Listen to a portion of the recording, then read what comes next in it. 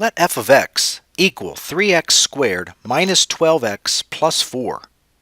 Part A. Determine whether the graph opens up or down. Our quadratic function f of x is in the form of ax squared plus bx plus c. We can see that a is equal to 3, b is equal to negative 12, and c is equal to positive 4. Our value of a was equal to 3, which is greater than 0. A is positive, therefore, the graph of f of x opens upward. Part B. Determine the vertex of the graph of the quadratic function. To find the x-coordinate of the vertex, we will use the formula negative b over 2a. Recall that a was equal to 3 and b was equal to negative 12.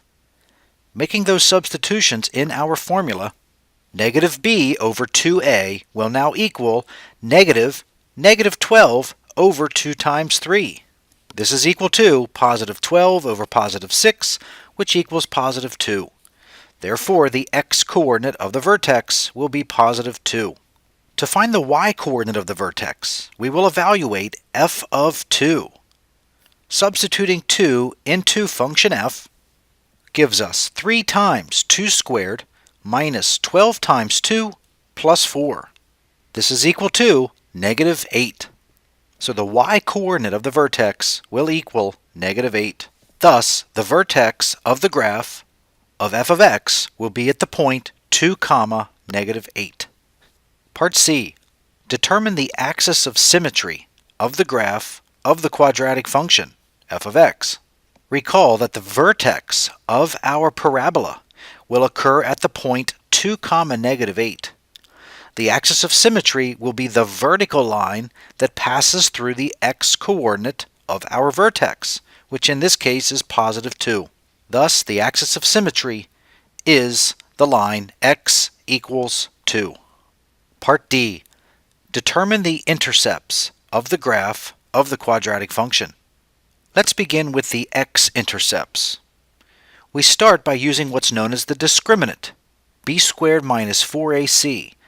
The discriminant will tell us how many x-intercepts we will have. Substituting 3 in for a, negative 12 in for b, and positive 4 in for c, this gives us negative 12 squared minus 4 times 3 times 4. This is equal to 96, which is positive.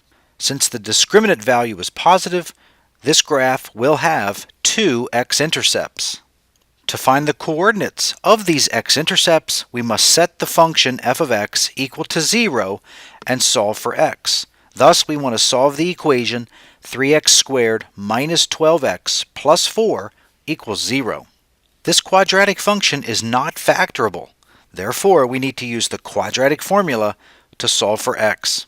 X equals negative b plus or minus the square root of b squared minus 4ac all over 2a. Making our substitutions, 3 in for a, negative 12 in for b, and positive 4 in for c gives us negative 12 plus or minus the square root of 96 all over 2 times 3. This simplifies to 12 plus or minus 4 root 6 all over 6. Writing this in lowest terms, we get that x will equal 6 plus or minus 2 root 6 all over 3. Approximating to 2 decimal places, 6 minus 2 root 6 all over 3 is approximately equal to 0.37.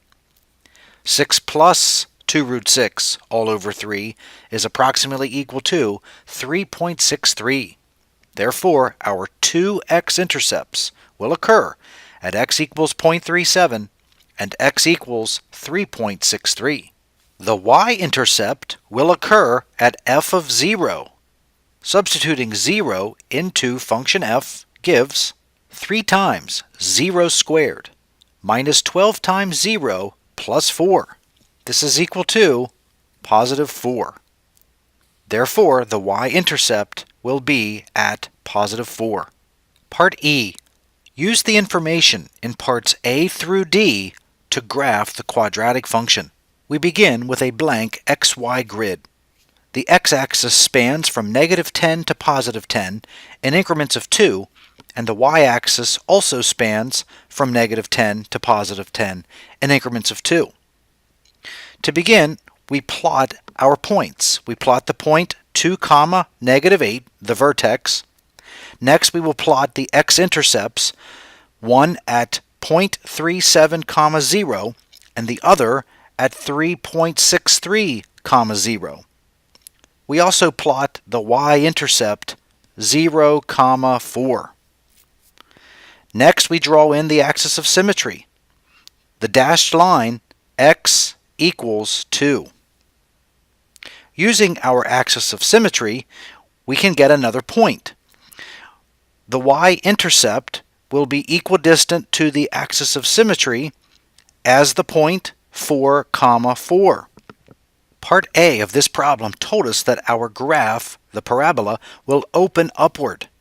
So to complete the graph, we will start at the vertex, the point 2, -8, draw an upward opening parabola through the x-intercepts, and then finally through the 2 points 0, 4 and 4, 4.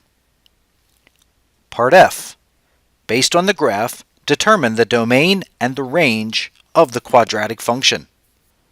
The domain will be all real numbers, from -infinity to +infinity.